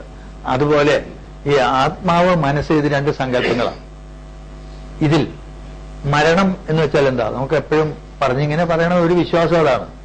ഈ ഒരു ശക്തി, അജ്ഞാത ശക്തി ദേഹത്തെ വിട്ടു പോകുമ്പോഴാണ് അത് തമ്മിൽ എന്തോ ഒരു കാരണം കൊണ്ട് അതിനെ വിട്ടുപോകുന്നു. ആത്മാവ് ഉള്ളിടത്തോളം കാലം നമ്മളുടെ ശരീരം ചെയ്യുന്നില്ലല്ലോ. ഇത് വെറും മാറ്റർ അല്ലേ? മാറ്റർ. ഇങ്ങനെ ഒരു സാധനം എടുത്ത് താഴെ ഇട്ട് നോക്കണം. ജീവനില്ലെങ്കിൽ, ജീവനുള്ള കാലത്ത് ചെയ്യുന്നില്ല. ജീവൻ പോയാൽ ആ നിമിഷം തുടങ്ങും ചെയ്യാൻ തുടങ്ങും. പ്രകൃതിയിലെ മറ്റുള്ള ഏജൻസീസ് ഇത് ഏറ്റെടുക്കും, ഇതിനെ പരിണമിപ്പിക്കും. ഓർഗനൈസ്ഡ് മാറ്ററിനെ ഇൻഓർഗാനിക് ആക്കി തീർക്കും. അതാണ് നടക്കുന്നത്. ഓർഗാനിക് ഇൻഓർഗാനിക് ആവുകയാണ് ചെയ്യുന്നത്.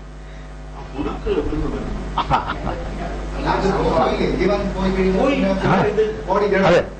അപ്പൊ ആ ജഡത്തിന് മാത്രമേ ഈ പരിണാമം സംഭവിക്കുന്നുള്ളൂ. അതാണ് നൈനം ചിന്ത്യന്തി ശസ്ത്രാണി പറയുന്നതിന്റെ കാരണം. അത് അങ്ങ് വിട്ടുപോകുമ്പോൾ ഇത് വെറും ജഡവസ്തുവായി തീർന്നു. എന്റെ കാര്യം പോയി. അല്ലല്ല, അത് രോഗം. അത് തന്നെ. അത് ശരീരത്തിന്റെ ശരീരത്തിനൊരു കാറ് കേട് വരുന്ന പോലെ അത്രയേ ഉള്ളൂ. അത് ഓടും, പക്ഷെ കേടാണ്. അങ്ങനെ ഓടിക്കൂടെ? ഗിയർ വലിച്ചിടുമ്പോഴത്തേക്കും പുറകോട്ട് പോവുകയാണെങ്കിലോ നിയമപ്രകാരം പ്രവർത്തിക്കുന്നില്ല. അത് അപ്പോഴാണ് രോഗം വരുന്നത്. അത് കുഴപ്പത്തിൽ പോയി ചാടും. അതുപോലെ നോർമലായിട്ടുള്ളൊരു വ്യക്തിക്ക് ഈ 2 സംഗതികളും, മൈൻഡ് ആൻഡ് സോൾ, ഭൗതിക വസ്തുവിൽ നിന്ന് ഭിന്നമായിട്ട് 2 ഉണ്ടെന്നാണ് നമ്മുടെ വിശ്വാസം. അത് ഒരു തരത്തിൽ പറഞ്ഞാൽ ഒരു ഹൈപ്പോത്തസിസ് ആണ്, സങ്കല്പം മാത്രമാണ്. സങ്കല്പമോ? നമുക്കറിയില്ല ഇതൊന്നും. അതിനെ ഒന്നും ചെയ്യാൻ പറ്റുന്നില്ല. അതിനെ മനസ്സിലാക്കണമെങ്കിൽ കുറച്ച് പ്രയാസമാണ്. നമുക്ക് അതുപോലെ വേറൊരു വസ്തു ഉണ്ടെങ്കിൽ അതിനെ മനസ്സിലാക്കാൻ പറ്റുള്ളൂ. അതാണ് വേറൊന്ന്. എപ്പോഴും റിലേറ്റീവാണ്. അതുകൊണ്ടാണ് അബ്സല്യൂട്ട് ട്രൂത്ത് എന്നൊരെണ്ണം ഇല്ല എന്ന് പറയാൻ കാരണം. ആപേക്ഷികമായിട്ടേ പറയാൻ ഒക്കുള്ളൂ. ബോറടിച്ചു തുടങ്ങിയില്ലേ?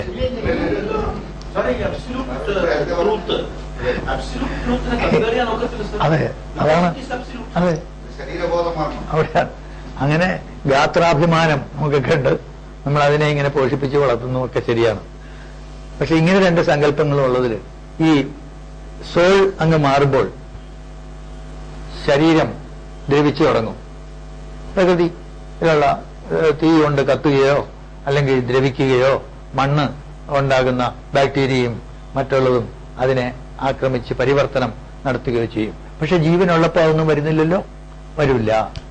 അപ്പോൾ ആ ബോഡി അങ്ങനെ നശിച്ചു പോകുന്നു. ഈ ആത്മാവ് വേറിട്ട് പോകുന്നു. ആ ശക്തിവിശേഷം ഇല്ലാതാകുന്നു. ഈ മനസ്സെന്നൊരു സാധനം എവിടെ പോവും? ഇതാണ് ചോദ്യം. മനസ്സെന്നൊരു സാധനം ഉണ്ടല്ലോ, ബോധം, ഇച്ഛകൾ, ആഗ്രഹങ്ങൾ എല്ലാം നിലനിൽക്കുന്നു. ആ ശക്തിവിശേഷം നിലനിൽക്കില്ലേ എന്നാ? എവിടെയെന്നില്ല. ഇതിന് സ്പേസ് വേണ്ട. എവിടെയും ചോദിക്കുമ്പോൾ അങ്ങനെയാണ്. ഇതിന് സ്പേസ് വേണ്ട. അങ്ങനെ ഒരു ശക്തിവിശേഷം, അതിന്റെ ഒരു ഇഫക്റ്റ് കാണൂലേ എന്നാണ്. ആത്മാവ് അതിന്റെ ഒരു ഇഫക്റ്റ് കണ്ടല്ലോ നമ്മള്. ആത്മാവ് ശരീര സംബന്ധമായിട്ട് ഉള്ളപ്പോൾ ശരീരം ചെയ്യുന്നില്ല, ആത്മാവ് വേറിടുമ്പോഴാണെന്നാണ് പറയുന്നത്. ആ ഒരു ചൈതന്യം അതിൽ നിന്ന് പോയി. ഒരു എന്തോ ഒരു വിശേഷം, എന്തെന്ന് പറയാൻ പറ്റാത്തൊരു സാധനം. എവിടെ പോയി എന്നറിയില്ല. പറയാം. അത് എങ്കും പോയില്ല, അവിടെയാണ്. അതെ അതെ.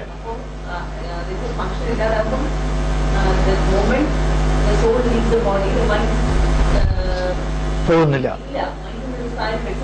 ഉണ്ട് ഉണ്ട്, അതാണ് ഉണ്ട് എന്നാണ് പറയുന്നത്.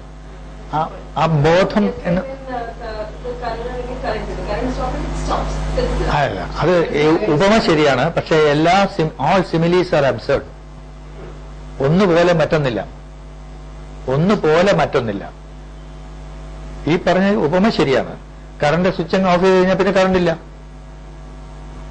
മൂന്നാമതൊരെണ്ണമില്ല എന്ന്. കറണ്ട് ഈ സാധനങ്ങൾ എന്നാണ്. അതുപോലെ അതല്ലല്ല, പറഞ്ഞുതരാം. അതല്ല, കറണ്ട് ഇല്ല. Current is there somewhere else, not here. ഇപ്പൊ കുറച്ച് കഴിഞ്ഞാൽ കാണാം. നിലയത്തിലുള്ള പോരാ, ഇവിടെ ഇല്ല. അതാണ്. അപ്പൊ അതുപോലെ ഒരു ശക്തിവിശേഷമാണ്. ബോഡിയിലായിരുന്നപ്പോൾ ഇവര് രണ്ടുപേരും ഓപ്പറേറ്റ് ചെയ്ത് സംയുക്തമായിട്ടായിരുന്നു ഇവരുടെ പ്രവർത്തനം. ഇതിന് ശേഷവും ഇവർ തമ്മിൽ ഒരുമിക്കും. ഇത് നമുക്ക് ചൂണ്ടിക്കാണിക്കാൻ കഴിയാത്ത ശരീരത്തിലെ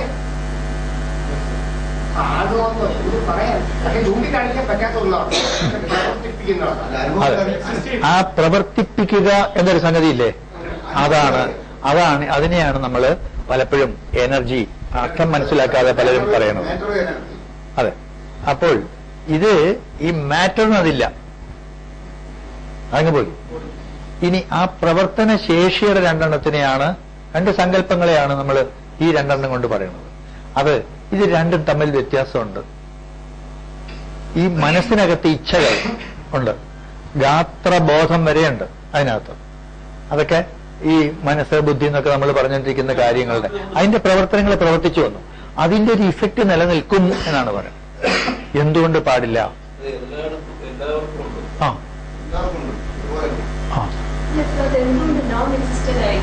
ആവാം. ആത്മാവ് തന്നെ ഇല്ല എന്ന് പറയാലോ. പക്ഷേ അത് നോ, അതായത് ആത്മാവ് എന്ന് പറയുന്ന ശക്തിവിശേഷത്തിന്റെ ഒരു രൂപമാണിതെന്നാണ് ഇപ്പൊ പറഞ്ഞു വരുന്നത്. അതുകൊണ്ട് ആത്മാവ് വേർപെടുമ്പോൾ ആ മനസ്സെന്നുള്ളത് ഓട്ടോമാറ്റിക് ഇറ്റ് ഈസ് ഔട്ട് എന്നാണ് പറയുന്നത്. അതെ എന്നാണ് പറയുന്നത്. അതല്ല എന്നാണ് ഇവർ പറയുന്നത്. കാരണം നമ്മൾ പലപ്പോഴും അനുഭവത്തിൽ കാണുന്ന ഒരു സംഗതി, പലരും പല അത്ഭുതങ്ങളുമായിട്ട് പറയണ്ട. അത്ഭുതമൊന്നും വേണ്ട, ഒരത്ഭുതവുമില്ല. ഇതൊക്കെ നോർമലായിട്ടുള്ള കാര്യമാണ്. നമ്മുടെ മനസ്സിന്റെ ഒരു ശക്തി, നമ്മളുടെ ഒരു പ്രഭാവം മരിച്ചാലും ഉണ്ടാവുന്നില്ലേ?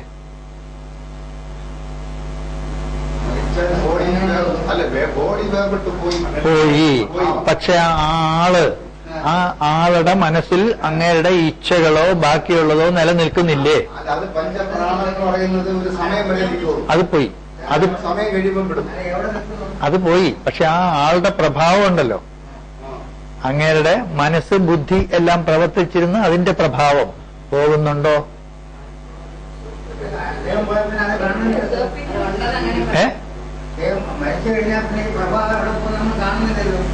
നമ്മൾ കാണുന്നില്ല.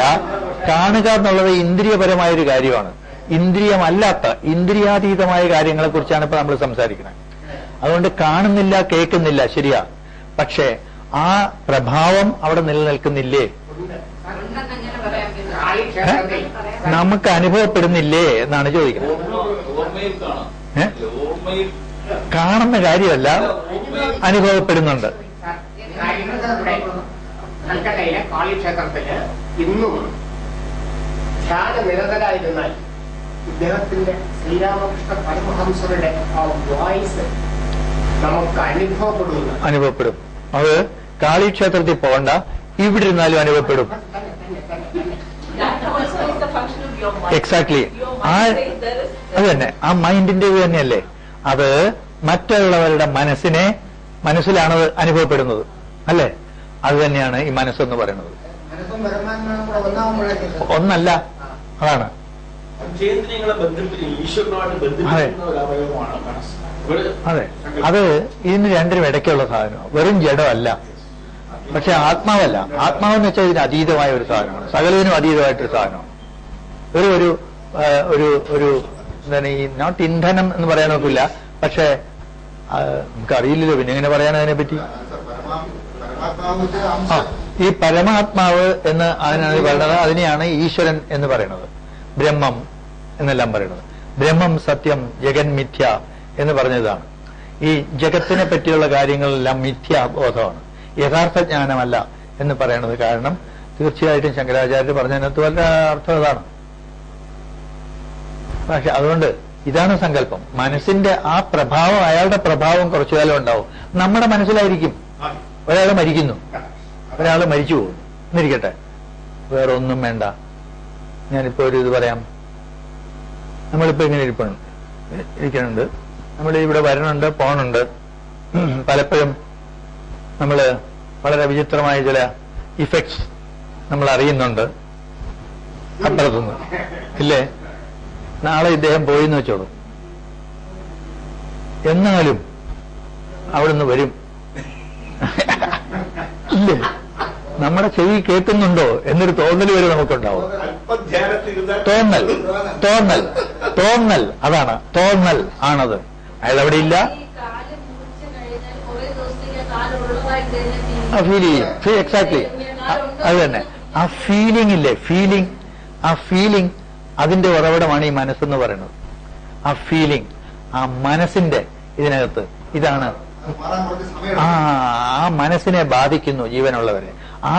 ആ ഇഫക്റ്റ് ഉണ്ടല്ലോ മരിച്ചു, അതിനെയാണ് നമ്മൾ പറയുന്നത് പ്രേതം എന്ന്.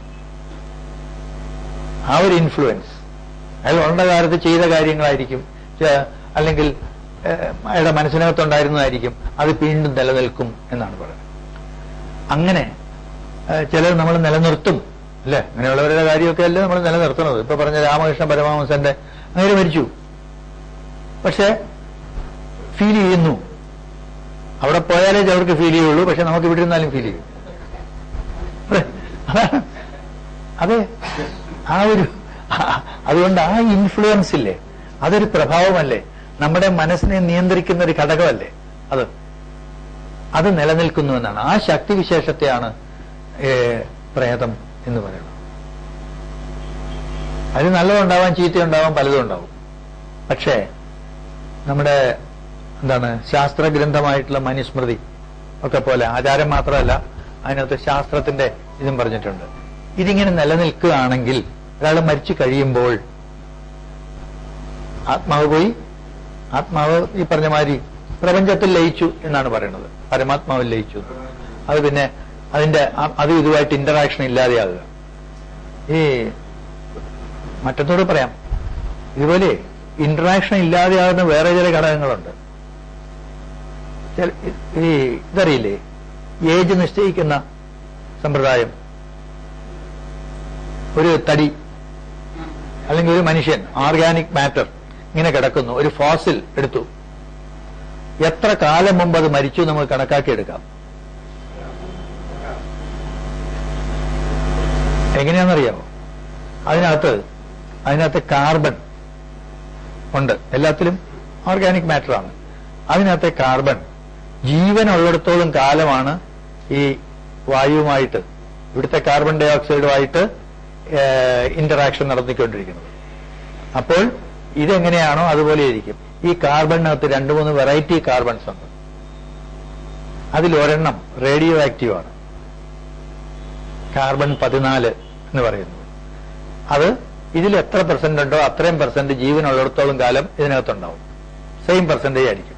അറ്റ്മോസ്ഫിയറിക് കാർബൺ ഡൈ ഓക്സൈഡിന്റെയും ഈ ഓർഗാനിക് മാറ്ററിന്റെയും കാർബൺ 14 കണ്ടന്റ് സെയിം ആയിരിക്കും മരിക്കുന്നത് വരെ. മരിച്ചു കഴിഞ്ഞാലോ പിന്നെ ഇല്ല. പിന്നെ ഇതിനകത്തുള്ള C14 അവിടെ ഉണ്ടായിരുന്നത് മരിക്കുന്ന സമയത്ത് ഉണ്ടായിരുന്നത് മാത്രമേ ഉള്ളൂ. റേഡിയോ ആക്റ്റീവ് എന്ന് വെച്ചാൽ അറിയാലോ, അതിങ്ങനെ വിഘടനം സംഭവിച്ചുകൊണ്ടിരിക്കും, അത് മറ്റ് പലതുമായിട്ട് പരിവർത്തനം ചെയ്യും. അതുകൊണ്ട് ഇതിന്റെ പെർസെന്റേജ് എത്രയുണ്ട് എന്ന് എസ്റ്റിമേറ്റ് ചെയ്ത് കഴിഞ്ഞാൽ അതിൽ നിന്ന് കാൽക്കുലേറ്റ് ചെയ്യാവുന്നതാണ് എത്ര കൊല്ലം മുമ്പാണ് ഇയാൾ മരിച്ചത് എന്നുള്ളത്. അതുപോലെയാണ് ആ ഇന്ററാക്ഷൻ. അതുപോലെ ഒരു ബന്ധം ഇവിടെയുണ്ട്. സാർ, ഇവിടെ ഈ ബന്ധത്തിന് ആ കാർബൺ ഡേറ്റിങ്ങിന് അത് വരുന്നില്ല. ഒരു കാര്യം ഇദ്ദേഹമായിട്ട് ഇടപഴകിയ ആൾക്കാർക്ക് മാത്രമേ ഈ അത്രേ ഉള്ളൂ. മറ്റത് സാർവത്രികമാണെങ്കിൽ ഇത് ഒരു ഇൻഡിവിജ്വൽ കേസാണ്. അങ്ങനെ ഏതെങ്കിലും തരത്തിൽ വരാവുന്ന അങ്ങനെ ഒരു പ്രഭാവം അവിടെ നിലനിൽക്കാം എന്ന് മാത്രമേ ഉള്ളൂ. അതിനെ നമ്മൾ പ്രേതം എന്ന് പറയും. ഈ പ്രേതത്തിനൊരു ദോഷം പറയുന്നത്, ഇത് ഇവിടെ നിന്നോണ്ടിരിക്കുകയാണെങ്കിൽ അതിന് ഇച്ഛകൾ, വെറുപ്പുകൾ, തോന്നലുകൾ ഇതൊക്കെ ഉണ്ടാവും.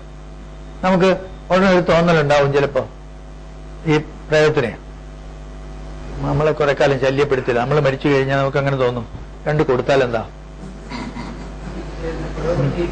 ആ പക്ഷേ കൊടുക്കാൻ പറ്റണല്ലോ, കൈ വേണം, കൈയില്ല, പിന്നെ എന്ത് ചെയ്യും?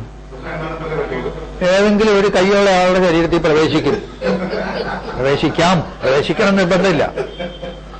അപ്പൊ മിക്കവാറും മാനസികമായി ദൗർബല്യമുള്ള ആളുടെ അങ്ങനെ പ്രവേശിക്കും, എന്നിട്ട് പോയി ഇരിക്കും. അങ്ങനെ ചെയ്യും.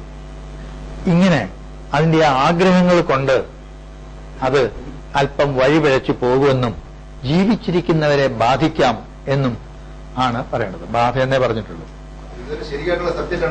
ആ ഇങ്ങനെ പ്രേതം ഇങ്ങനെ നിന്നു കഴിഞ്ഞാൽ, അല്ല അന്ധവിശ്വാസം ആയിക്കോട്ടെ, എന്നാലും കുഴപ്പമില്ല. ഇതിങ്ങനെ പറയണത് ഇങ്ങനെയാണ്. അതിനൊരു ലോജിക്കലായിട്ടൊരു ഇത് പറയാം. ആ നിന്ന് കഴിഞ്ഞാൽ അത് ഇതില്ലാതിരിക്കാനായിട്ട്, അതുകൊണ്ടാണ് പലപ്പോഴും ഈ മരണാനന്തര ചടങ്ങുകളിൽ പ്രേതമായിട്ടിരിക്കരുത്, അതിന് വിശപ്പ് ദാഹമൊക്കെ ഉണ്ടാവുമെന്ന് പറഞ്ഞുകൊണ്ട് കരിക്കെടുത്ത് കൊണ്ടുവയ്ക്കുക, രാത്രി വെള്ളം വയ്ക്കുക, ഇങ്ങനത്തെ സമ്പ്രദായങ്ങളൊക്കെ, ധാരാളം ഭക്ഷണ സാധനങ്ങൾ വാരി ഇടുക, ഇങ്ങനെ ബലി ഇതൊക്കെ ചെയ്യുന്നത്. അതിനങ്ങനത്തെയുള്ള ഈ രണ്ട് വികാരങ്ങൾ മാത്രമേ അവർ കാണുള്ളൂ. വേറെയും പല വിചാരങ്ങളും ഉണ്ടാവും. വീട്ട് വലിക്കണം തോന്നും, വെള്ളം അടിക്കണം തോന്നും, ചില അതും വെച്ചു കൊടുക്കും. അതല്ലേ ചിലപ്പോ ഈ ശ്രാദ്ധം നടത്തുമ്പോൾ പിണ്ടം വെച്ചെടുക്കൽ കാക്ക കൊത്തണില്ല. അങ്ങർക്ക് ഒരു സ്വല്പം മറ്റവനെ കൂടെ എടുത്ത് വെച്ചു കൊടുക്കും, എന്നാൽ കാക്ക വരുമെന്ന് പറയും ചിലർ. അങ്ങനത്തെ സമ്പ്രദായങ്ങളുണ്ട്. ഇവിടെ ഒരു ക്ഷേത്രമുണ്ട്, തിരുവനന്തപുരം സിറ്റിയുടെ നടുക്ക് ഏറ്റവും പ്രധാനപ്പെട്ട സുന്ദരമായ സ്ഥലത്തൊരു ക്ഷേത്രമുണ്ട്. അവിടെ കുറെ പ്രതിഷ്ഠകളെല്ലാം കൊണ്ട് അതിന്റെ കൂടെ ഇങ്ങനെ ഒരു പ്രതിഷ്ഠയും കൂടെയുണ്ട്. അപ്പൊ അവരവിടെ ചെയ്തുകൊണ്ടിരുന്നതെന്ന് വെച്ചാൽ ബീഡി കൊണ്ടുവയ്ക്കും അത്ര. അല്ല, എവിടെയെങ്കിലും ആവട്ടെ, പറയണ്ട. ഒരാൾ പറയാ നിങ്ങൾ എന്ത് ചെയ്തോ അതൊക്കെ ചെയ്തോളാൻ പറയും. അവരെപ്പോഴും ബീഡി കൊണ്ടുവച്ചു കൊടുക്കും അവിടെ. അതിന്റെ വഴിപാട് അതാണ്. അങ്ങനെ ബീഡി വലിച്ചിരുന്നു. ബീഡി ഇല്ലാത്തടത്ത് ചിലര് മറ്റൊരായിരിക്കും കൊണ്ടുവയ്ക്കുക, ചാരായമായിരിക്കും കൊണ്ടുവയ്ക്കുക. ഇങ്ങനത്തെ സമ്പ്രദായം ഇതൊക്കെ ഇല്ലേ? ഇതൊക്കെ ഈ സങ്കല്പത്തിന്റെ അടിസ്ഥാനത്തിലാണ്. ഇവര് ഇങ്ങനെ നിൽക്കുകയാണെങ്കിൽ ഇതിന് ഉപദ്രവമുണ്ട്. അതുകൊണ്ട് ഈ അവസ്ഥയിൽ നിൽക്കരുത്. ഇനി ഏതവസ്ഥയാക്കണം? പ്രേതമല്ലാത്തൊരവസ്ഥയിൽ, അതെ, അതിന് പിതൃക്കളെന്നാ പറയുന്നത്. അത് ദേവതകളെ പോലെയാണ്. പ്രപഞ്ച ശക്തികളാണ് ദേവതകൾ എന്ന് പറയുന്നത്. അതായത് വാസ്തവത്തിലുള്ള ആളുകളുടെ കാര്യമല്ലാതെ പ്രപഞ്ചത്തിലെ ശക്തികളാണ്. അങ്ങനെയുള്ള പ്രപഞ്ചത്തിന് ദോഷം ചെയ്യാത്ത ശക്തിവിശേഷങ്ങളായിട്ട് മാറ്റാൻ ഉള്ള ഇതാണ് ഈ 12 ദിവസത്തെ ചടങ്ങുകൾ കൊണ്ട് സാധിക്കുന്നത് എന്നാണ് നമ്മൾ മനസ്സിലാക്കുന്നത്. ആ മന്ത്രം നോക്കുകയാണെങ്കിലും അത് തന്നെയാണ് കാണുന്നത്. അതുവരെ അതിനിങ്ങനെ ഹോമം ചെയ്തും ഇതുമൊക്കെ, അതൊക്കെ ശരിയാണോ തെറ്റാണെന്ന് വേറെ കാര്യം. എന്നാലും ഇതൊക്കെ ചെയ്യുന്ന ഒരു സമ്പ്രദായത്തിൽ അതിനെ പിതൃക്കളായി കഴിഞ്ഞാൽ അവർ ബാധകളാവില്ല. അത് ഈ ഡൈമെൻഷനിലല്ല, മറ്റൊരു ഡൈമെൻഷനിൽ അവർ എക്സിസ്റ്റ് ചെയ്യുന്നു എന്നാണ്. അവര് ഇങ്ങോട്ട് വന്നാൽ പേര് വേറെയാവും, പ്രേതം എന്നാവും. അതുകൊണ്ട് പിതൃക്കളെ വച്ചിട്ട് ആരാധിക്കാൻ പറഞ്ഞിട്ടില്ലല്ലോ, പ്രതിഷ്ഠിച്ചത് ആരാധിക്കാൻ പറഞ്ഞു. ദേവതകളെയല്ലേ പ്രതിഷ്ഠിക്കാൻ പറഞ്ഞിട്ടുള്ളൂ. അങ്ങനെ ചെയ്യും. സംശയം എന്താന്ന് വെച്ചാൽ, ഞാൻ ആൾക്കൊരു സംശയം ഉണ്ടായ കാര്യമാണ് പറഞ്ഞത്. അപ്പോൾ ഇതിന് മുക്തി കൊടുക്കുന്ന ഇങ്ങനെയുള്ള പ്രേതങ്ങളുടെ സാന്നിധ്യം ഒരു സ്ഥലത്തുണ്ടെങ്കിൽ ആ പ്രേതങ്ങളെ ആവാഹിക്കുന്നു. ചോദ്യമുണ്ട് അവിടെ, ആവാഹിച്ച ഉടനെ ഇവിടെ വരുമോ? ഈ ചോദ്യമൊക്കെ ഉണ്ട്. എന്തായാലും ചെയ്യുന്ന കർമ്മത്തിൽ അതാണ്.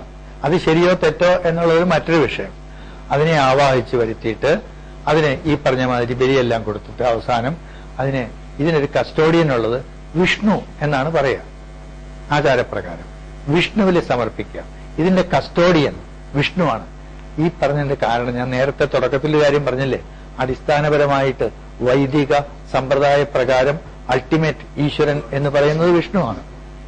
അത് തന്നെയാണ് സഹസ്രശീർഷ പുരുഷ എന്ന് പറഞ്ഞുകൊണ്ട് വിവരിക്കുന്നത്. അത് വിജ്ഞാനമാണ്, മറ്റൊന്നുമല്ല. ചുമ്മാ ഇതിങ്ങനെ പറഞ്ഞു കഴിഞ്ഞാൽ സ്വർഗം കിട്ടാൻ വേണ്ടിയിട്ടുള്ള സാധനവുമല്ല, അറിവുണ്ടാവാനുള്ള ഒരു കാര്യത്തിൽ വിജ്ഞാനമാണത്. ഒരു പുസ്തകം വായിക്കുന്നതാണ് ഈ പറയുന്ന സാധനം ചെയ്യുന്നത്. അങ്ങനെ വിഷ്ണുവിനെ വരുത്തി വിഷ്ണുവിലേക്ക് സമർപ്പിക്കുക എന്നാണ്. സമർപ്പിച്ചു. ഇവിടെ ചോദ്യം എന്താണെന്ന് വെച്ചാൽ, ഈ കർമ്മം ചെയ്യുന്ന ആള് നമ്മളെ എന്താണ് ഈ താന്ത്രിക നിയമപ്രകാരം ചെയ്യുകയാണെങ്കിൽ ഇതിന് ചെയ്യുന്നത് നാരായണ ബലി എന്നൊരു കർമ്മമുണ്ട്. ആര് മരിച്ചാലും പൊതുവെ ഏത് പ്രേതം ആണെങ്കിലും അച്ഛനോ അമ്മയോ ഒക്കെ അങ്ങനെ നമ്മുടെ ബന്ധുക്കളോ അങ്ങനെയുള്ള അവകാശപ്പെട്ട് ചെയ്താൽ വ്യത്യാസമുണ്ട്. അവർക്ക് പിന്നെ ശ്രാദ്ധം നടത്തും ഓരോ വർഷവും, ഇങ്ങനെ അല്ലെങ്കിൽ തർപ്പണം നടത്തും. ഇതൊക്കെയുള്ളൂ. പക്ഷെ പ്രതിഷ്ഠിച്ച് ആരാധിക്കാൻ പാടില്ല. പ്രേതങ്ങളെ ഒട്ടും പാടില്ല എന്നാണ് പറയുന്നത്. പ്രേതമായിട്ട് നിൽക്കുന്നു, പ്രേതമാവരുത്. ആ പ്രേതങ്ങളെ ഇങ്ങനെ മാറ്റിക്കൊടുത്താൽ പിതൃക്കളായി കഴിഞ്ഞാൽ ഇനി അവർ വരില്ല. പിതൃക്കളെ സ്മരിക്കുക, ഇതാണ് നിയമം. ചിലർ പ്രേതങ്ങളെ പ്രതിഷ്ഠിക്കുന്നവരുണ്ട്. അങ്ങനെ പ്രതിഷ്ഠിച്ചാൽ അവിടെയെല്ലാം ഇവർ പറയുന്ന ദോഷഫലങ്ങൾ അനുഭവത്തിൽ കാണുകയാണെങ്കിലോ എപ്പോഴും ചെറിയ ഉദാഹരണം എടുത്തു നോക്കിയോളൂ. തിരുവനന്തപുരത്ത് അനവധി ദേവാലയങ്ങളിൽ പ്രേതപ്രതിഷ്ഠകളുണ്ട്. ഒന്ന് നോക്കണം. ചില ക്ഷേത്രങ്ങൾ തന്നെ അങ്ങനെയാണ്. യോഗീശ്വര ക്ഷേത്രം ഇങ്ങനെയൊക്കെ പറഞ്ഞിട്ട് വച്ചാരാധിക്കും. അവിടെയെല്ലാം ഇവർ പറയുന്ന പോലെ ഇതിനെ വച്ചാരാധിച്ചാൽ അധപ്പതനം ഉണ്ടാവും എന്നാണ് പറയുന്നത് ഭഗവത്ഗീത. അതുകൊണ്ട് സാത്വികന്മാര് ഇതിനെ ആരാധിക്കില്ല. തമോ ഗുണമുള്ളവരാണ് ആരാധിക്കുക. തമോ ഗുണം എന്ന് വെച്ചാൽ നമുക്ക് അധപ്പതനം ഉണ്ടാകുന്ന കാര്യമാണ്. അവരിതിനെ ആരാധിക്കും. ഇത്രേ പറഞ്ഞിട്ടുള്ളൂ. ആരാധിക്കാൻ പാടില്ല എന്ന് പറഞ്ഞിട്ടില്ല. ആരാധിച്ചോളൂ, പക്ഷെ അധപ്പതനം ഉണ്ടാവും. ഒന്ന് നോക്കിയാൽ മതി. ഇത്തരം ഇതെവിടെയുണ്ടോ അവിടെ മുഴുവൻ മറ്റേ എന്താണ് നശിച്ച് നാറാണക്കല്ല് പിടിക്കും. ഉറപ്പാ. അതെ.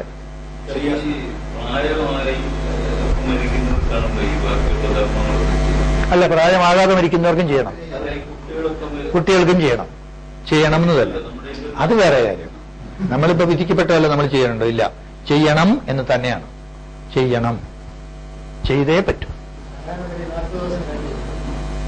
മരിച്ചിട്ടോ എപ്പോ വേണേ ചെയ്യാം. 40 ഒന്നുമില്ല, അങ്ങനെ കണക്കൊന്നുമില്ല. എപ്പോ വേണേ ചെയ്യാം. ഈ അലവലാതി പ്രേതങ്ങൾ ധാരാളം കാണും. അതിനെയൊക്കെ പിന്നെ അല്ലാതെ എന്ത് ചെയ്യും? ഈ ക്രമത്തിൽ ചെയ്യൂല. അപ്പൊ ഈ കണക്കിന് ചെയ്യും. ഇതാണ് വിധി. നാരായണ ബലി എന്ന് വെച്ചാൽ ഇതാണ്. ഇതിനെ ആവാഹിച്ച് അവസാനം വിഷ്ണുവിൽ സമർപ്പിക്കുക. അങ്ങനെ സമർപ്പിക്കുന്ന ഒരു തന്ത്രി വേണമല്ലോ, ഇല്ലേ? ആ തന്ത്രിയുടെ സംശയമാണ് ഇപ്പൊ ഞാൻ പറയണത്. അങ്ങനെ ചെയ്യാൻ വിധിക്കപ്പെട്ട ഒരു തന്ത്രിക്കുണ്ടായ സംശയമാണ്. ഞാൻ ഇവിടെ വിഷ്ണുവിനെ ഇവിടെ കൊണ്ടുവന്നു. അപ്പൊ വിഷ്ണുവിന് ഞാൻ ശക്തി കൊടുക്കുകയാണ്. ഈ പാപത്തിന്റെ വിചാരം നമ്മളുടെ പ്രാണശക്തി എടുത്തിട്ട് അങ്ങോട്ട് കൊടുക്കുകയാണെന്നൊക്കെയാണ് ഈ പ്രാണപ്രതിഷ്ഠ എന്നൊരു കർമ്മമാണ്. അപ്പോൾ അദ്ദേഹത്തിന്റെ ഭാഷയിൽ തന്നെ പറഞ്ഞാൽ മൂലാധാരത്തിൽ നിന്ന് ഇങ്ങനെ ആവാഹിച്ചെടുത്തിട്ട് അങ്ങനെ വിഷ്ണുവിനെ സൃഷ്ടിച്ചു. എന്നിട്ട് തിരിച്ച് വിഷ്ണുവിനെ ഉദ്വസിക്കുമ്പോൾ ആ ശക്തി ഇങ്ങോട്ട് വരും. അപ്പോൾ പ്രേതത്തെ അങ്ങോട്ട് കൊടുത്താൽ ഉദ്വസിക്കുമ്പോ അതും കൂടെ എന്റെ ദേഹത്തോട്ട് വരില്ലേ എന്നാണ് പാവം ഭയപ്പെടുന്നത്. വരില്ല. വിഷ്ണുവിനാണ് ശക്തി കൊടുത്തത്, പ്രേതത്തിനല്ല. മനസ്സിലായോ? അതുകൊണ്ട് ഈ ചെയ്തത് വളരെ ശരിയാണ്. ഇങ്ങനെ അതുകൊണ്ട് അതിനെ ഉദ്വസിക്കുമ്പോൾ പ്രേതം നിങ്ങൾക്ക് വരില്ല, ഒരു സാധനവും വരില്ല. അത് ആ താന്ത്രിക വിധിപ്രകാരം തന്നെ വരണമാണ്. ഒന്ന് പറഞ്ഞാല് ഇവരെ എവിടെ നിന്ന് വരുത്തുന്നു? ചിലരുടെ സൂര്യനിൽ നിന്ന് എന്ന് പറയും. ഇതൊക്കെ വെറും ഇതാണ്. എല്ലായിടത്തും ഉണ്ട്. എല്ലായിടത്തും ഉണ്ട്.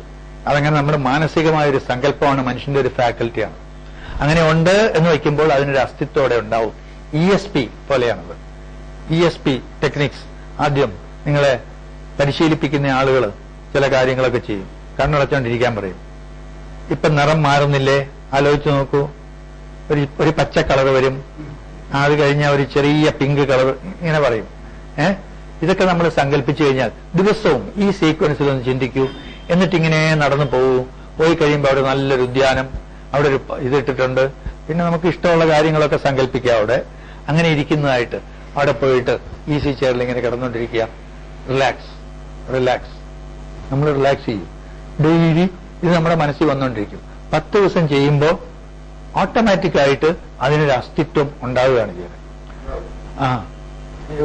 ഒരു അനുഭവം പറയാം. ഒരു സ്ഥലത്ത് ഒരു ദേവാലയമാണ് എന്ന് പറഞ്ഞു. ദേവാലയമൊന്നുമില്ല, ചുമ്മാതെ ഒരു ചെറിയ ഒരു ചെറിയ ബിൽഡിംഗ് ഇങ്ങനെയുണ്ട്. അവിടെ ഒരു തിട്ട ഇങ്ങനെ കെട്ടിയിട്ടുണ്ട്, സിമെന്റ് കൊണ്ട്. അതില് ഇവിടെ ഒരു കണ്ണാടി, ഇപ്പുറത്തൊരു കണ്ണാടി, ഇങ്ങനെ 3 കണ്ണാടി വെച്ചിട്ടുണ്ട്, ബാർബർ ഷോപ്പിനെ പോലെ. ഇത്രേ ഉള്ളൂ കണ്ണാടി, ശരിക്കുള്ള കണ്ണാടി, മുഖം നോക്കുന്ന കണ്ണാടി വെച്ചിട്ടുണ്ട്. ചീപ്പില്ല. അത് ചെമ്പരത്തി പൂവോ ഏതെങ്കിലും അടുത്തുള്ള പൂവ് പറിച്ച് ഇവിടെ ഇടുന്നുണ്ട്. ഒരു വളരെ പ്രായം ചെന്ന, നടക്കാൻ പോലും വയ്യാത്ത 10-90 വയസ്സായ ഒരാളാണ് ഇത് ചെയ്യണത്. ഇവർക്ക് ഈ സ്ഥലം ഒന്ന് വിറ്റാക്കൊള്ളാന്നുണ്ട്, വാങ്ങിക്കില്ലാരും, പേടിയും. ഇതൊന്നും മാറ്റാൻ പറ്റുമോ? മാറ്റാലോ എന്ന് പറഞ്ഞു. പ്രശ്നം വെച്ച് നോക്കുമ്പോൾ നമുക്ക് ഏത് സങ്കല്പത്തിന്റെ സാന്നിധ്യം ഇവിടെയുണ്ട് എന്ന് കാണാമല്ലോ. അപ്പോഴാണ് നമ്മൾ ഞെട്ടിപ്പോകുന്നത്. മന്ത്രമില്ല, ഒരു കുന്തവുമില്ല. ഇയാൾ ചുമ്മാ ഇത് മാത്രമേ ചെയ്യുന്നുള്ളൂ, യാതൊന്നുമില്ല. പിന്നെ ചിലപ്പോ ഈ പടുക്കയിടുന്ന പരിപാടിയുണ്ടല്ലോ, ഉമിയോട് കൂടിയ മലര്, അവല് എല്ലാം കൂടെ വാരി തിന്നടാ പട്ടി എന്നും പറഞ്ഞുകൊണ്ട് കൊണ്ടിടുക. ഈ പ്രസ്താവം മാത്രമേ അവിടെയുള്ളൂ, അതിനപ്പുറം ഒന്നുമില്ല. ഇതാ ചെയ്യുന്നത്. ഇവിടെ എന്ത് സാന്നിധ്യം നോക്കാൻ, ഇതൊക്കെ പെട്ടെന്ന് ഉദ്ദേശിക്കാന്ന് പറഞ്ഞുകൊണ്ടുള്ള അഹങ്കാരത്തോടെയാണ് പോകുന്നത്. പക്ഷേ ഞെട്ടിക്കുന്ന സത്യം അവിടെയാണ്.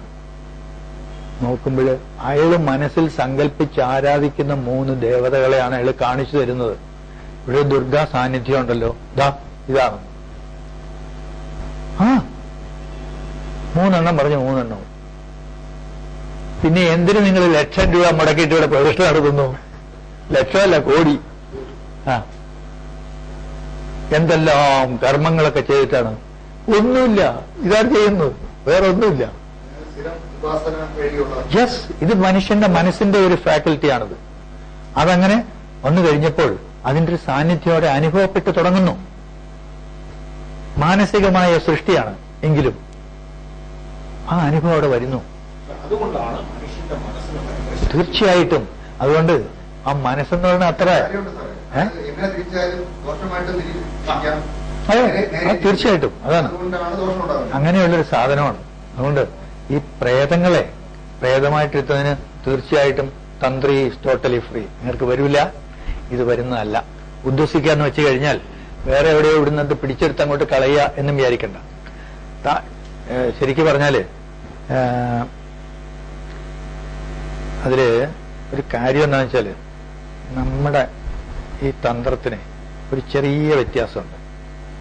വൈദികം താന്ത്രികം എന്നുള്ള 2 രൂപമായിട്ട് ചെയ്യുന്നു. ഈ താന്ത്രികം എന്ന് പറയുന്നത് പ്രിമിറ്റീവ് ടൈപ്പ് ഓഫ് ഇതിനോടുകൂടി ചേർത്ത് വച്ചിട്ടുള്ള ഒരു ഇതാണ് താന്ത്രികം എന്ന് പറയുന്നത്. പക്ഷെ വൈദികം എന്ന് വെച്ചാൽ മന്ത്രത്തിന്റെ ശക്തി കൊണ്ടാണ് ഇതെല്ലാം ചെയ്യുന്നത്. അങ്ങനെ ഉദ്ദേശിക്കാന്ന് വെച്ച് കഴിഞ്ഞാൽ നമ്മുടെ യാതൊന്നും നഷ്ടപ്പെടുന്നില്ല.